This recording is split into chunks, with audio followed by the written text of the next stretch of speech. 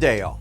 Ira Epstein of Linn Associates with your financial market wrap-up for a sad day. This is Monday, April 15th, 2019, and no, it's not tax day that's sad. It's sad what's going on in Paris, obviously, with the massive fire at Notre Dame and watching part of it collapse. We hope that part of it gets saved. Boy, I know how I feel about it. You know, it brought back, and I mentioned it in the office, I felt like when I saw 9/11, the planes hit. I mean, yeah, a lot of lives lost there, but this is also a very, very important event.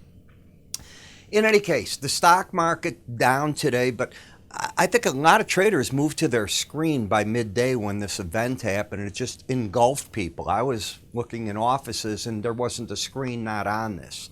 So it was very interesting to that. But I also think we've got this week of Good Friday coming up when the markets are closed, Easter, Passover. We've got everything happening. So people will be traveling and some of the volatility will come out. You know, the Mueller report's going to be issued on Thursday. The president's already saying through his attorneys, no, you're not getting my taxes. I just saw some gentleman decide to run against the president today, announced himself on CNN, I guess, that he's going to run for the Republican Party as well. So we'll see what happens.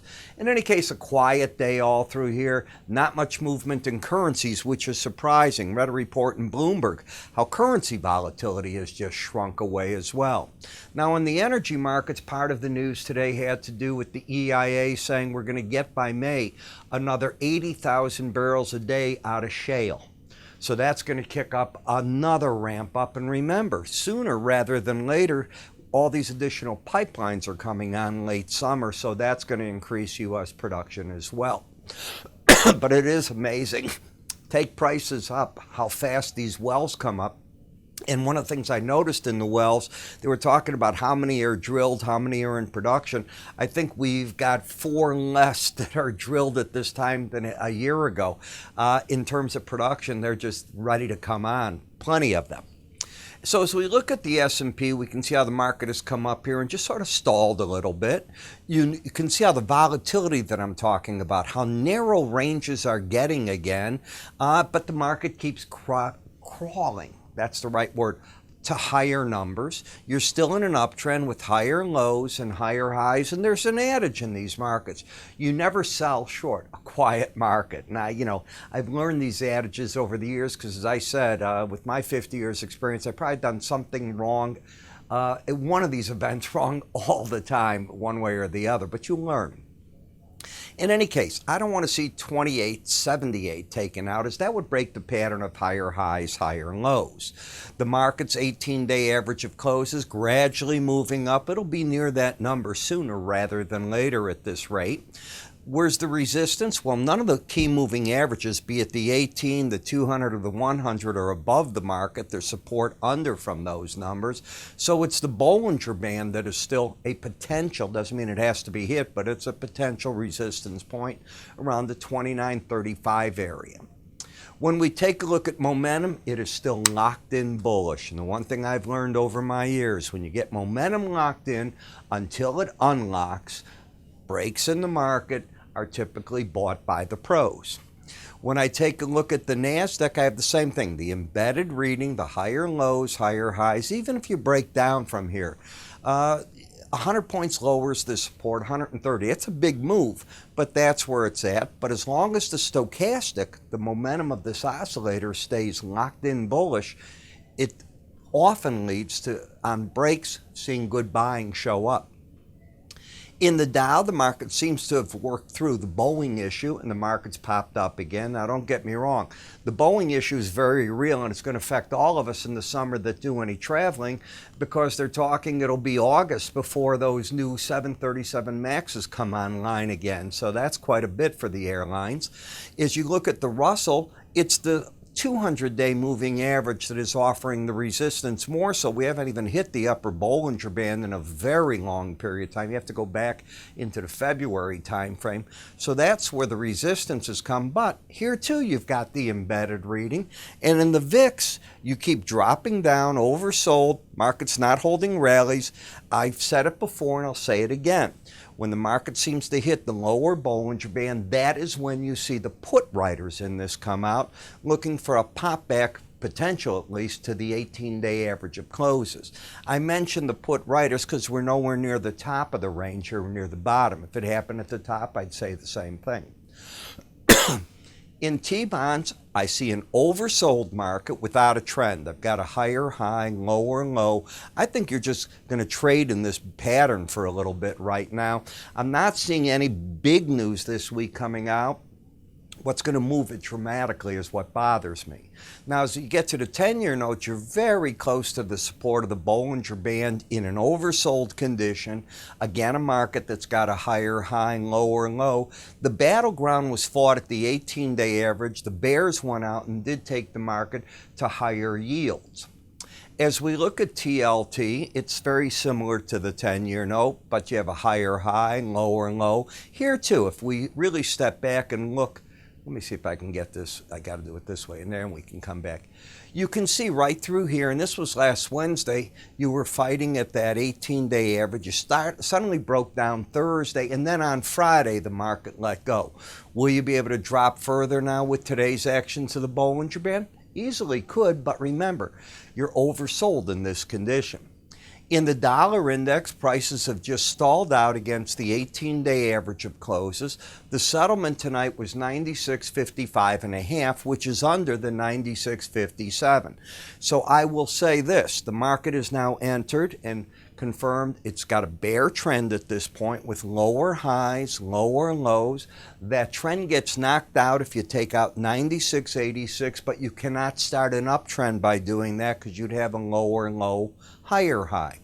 If the market can take out 96.36.5, possibly it drops down to wherever the lower Bollinger Band is. I'm going to guess it's going to be in that 96.05 area early on tomorrow.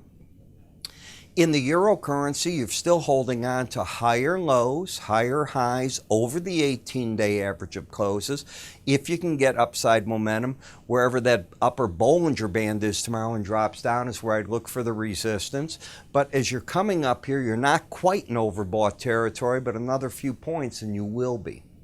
In the British pound, we've just stalled. Remember, there's plenty of time now in this market in the British pound for the UK to decide what their next course of action is going to be, which is anybody's guess. Will Miss May be able to get Mr. Corbyn together? Will there be another referendum? Will they be able to put a plan together? Your guess is as good as anybody else's. In the Japanese yen, the market still has a downside bias. It might even develop an embedded reading. With this low volatility, nobody's rushing to buy any safe havens, gold included. So these markets that are normal safe havens are dropping back. In Bitcoin, the market lost its embedded reading. When you do that, you just look at momentum. Take the name off a chart. It often leads to price in the 18-day average making a run at each other, and that's what I would think. This market's got a higher high and lower low, so it's no longer in a trend. It's had a nice run up, and I can see more of a pullback in the market. Now, we've had a switch in the market in the past few days. We were for a very long time seeing the differential between the Brent and WTI staying under the 18-day average of closes. Suddenly, it has picked up with Brent gaining once again on the WTI. You still have the embedded reading in the Brent. Until that's lost, I don't look for much in the way of breaks. But once it's lost, I can make an argument for price in the 18-day average to make a run at each other. You keep your eye on the red number there. Till it's lost, the market still gets bought.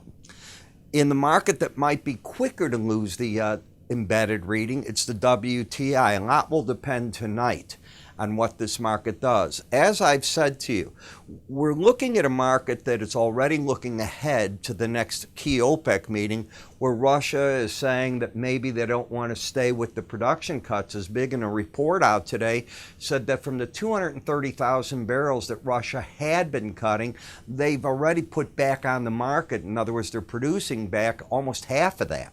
So they're not quite sticking with the amount that they originally said. And of course, I just said the EIA is saying the U.S. by May will have another 80,000 barrels a day total out of the shale oil and no reduction in the other oil we're getting. So we keep coming up in our numbers. In the rebob gasoline, what do you do in the summer? You know, this is a big driving weekend, the first one. You wouldn't know it with all the snow we had. In Chicago, we had 4.5 inches of snow on Sunday. At O'Hare, 8.5 inches in a suburb an hour away called St. Charles.